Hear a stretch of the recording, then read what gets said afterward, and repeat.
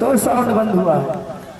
और अगर आपने दहेज लेना बंद नहीं किया तो ये मेरा व्यासपीठ से विश्वास है कि आप सबका साउंड बंद हो जाएगा। कन्हैया याद रखना मेरे मित्र, मेरे प्राण प्यारे, कि अगर इन भक्तों ने दहेज दिया तो इन सबके साउंड को तुम बंद कर देना कन्हैया, ठीक है। आज हमारे बीच में नित्य प्रति वो तो जिस दिन से कथा का संकल्प हुआ है उसी दिन से पूरी सेवा दे रहे हैं आदरणीय हमारे एडवोकेट दीपक द्विवेदी सर जी।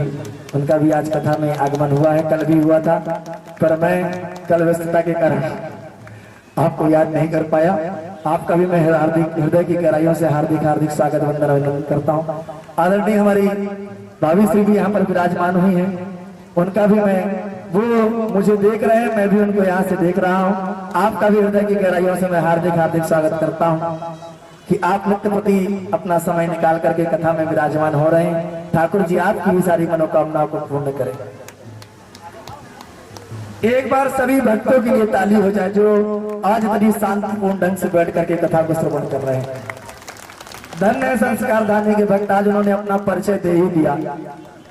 वो कहना चाह रहे हैं कि महाराज श्री वृंदावन में नहीं, जबलपुर संस्कारों की संस्कार धानी है। इस संस्कार धानी में भी हम भक्त संस्कार वाले हैं और हमने कितनी सुंदर कथा को, आज भले कथा लेट प्रारंभ हुई हो, पर आज हमने मन लगा कर कथा को श्रवण किया। और आज मुझे भी ऐसा लगा कि सभी भक्तों ने आनंद पूर्वक कथा श्रवण की।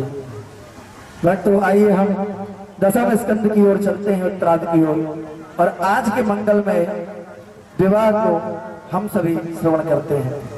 शुक्राचार्य जी महाराज अब श्रीमद् भागवत के दशम स्कंद के उत्तरार्ध में प्रवेश करते हुए कहते हैं कि परीक्षित, प्रभु द्वारा कंस के उद्धार के पश्चात जब कंस की पत्नियां अस्थि और प्राप्ति अपने पिता जरासंध के पास गई, पर अपने वैष्णव का कारण, वैधव का कारण भगवान श्री कृष्ण को बताया, तो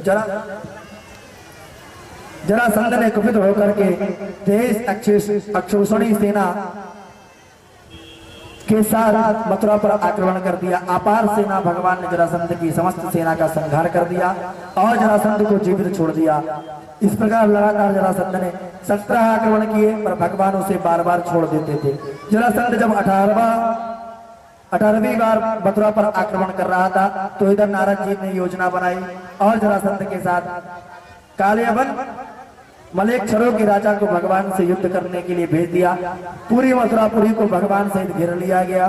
भगवान उसे देख करके बिना आयुध लिए नगर से बाहर निकले और कोई आयुध हाथ में नहीं लिया।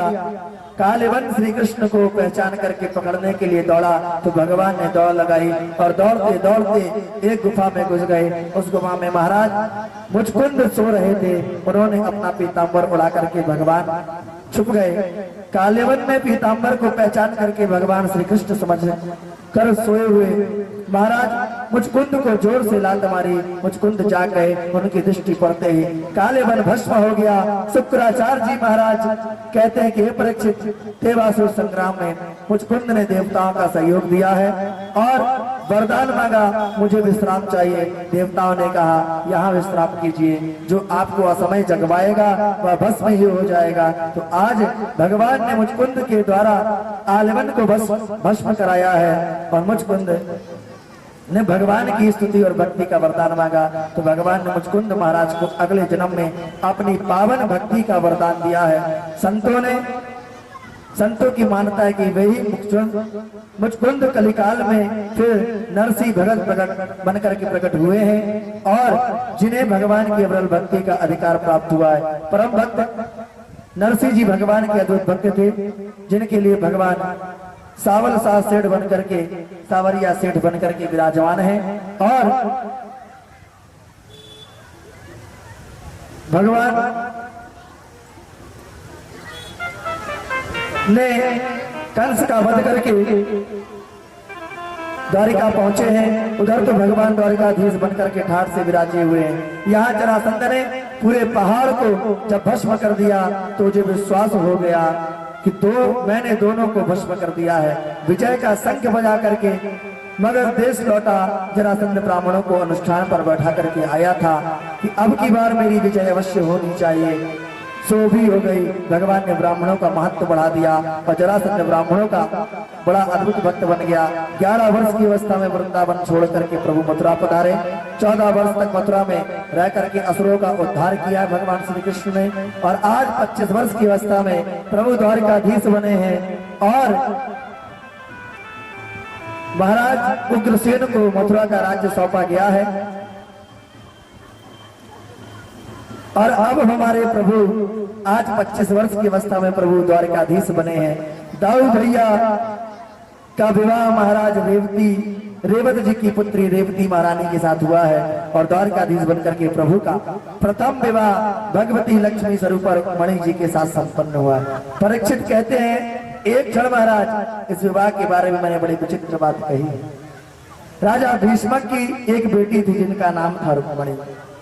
भीष्मक के 5 बेटे थे, रुक्मी, रुकमत, रुकमबाहु, रुकमकेशी तथा रुकमाली। 5 भाइयों की इकलौती बहन थी रुक्मणी। रुक्मणी जी का जो विवाह था वो जो रुक्मी था उनका भाई वो शिशुपाल के साथ कराना चाह रहा था। कहा वो द्वारिकाधीश के साथ मैं तेरा विवाह कतई नहीं होने दूंगा। विवाह को शिशुपाल से विवाह के लिए सारी तैयारियों को करके सारी व्यवस्थाओं को कर लिया गया।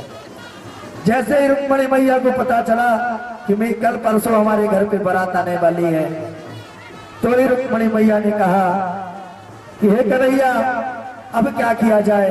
अगर मैं पति रूप में किसी को मांगती हूँ और जीवन भर मांगूंगी तो मैं अपने द्वारिकाधीश की दुल्हनिया बनूंगी। रुक्मणी जी ने पत्र लिखा है और ब्राह्मण के द्वारा पत्र को भिजवाया है। माता ने लिखा है रुक्मणी मैया ने पत्र में। चलिए बारात देख लीजिए सब लोग, उसके बाद कथा सुना।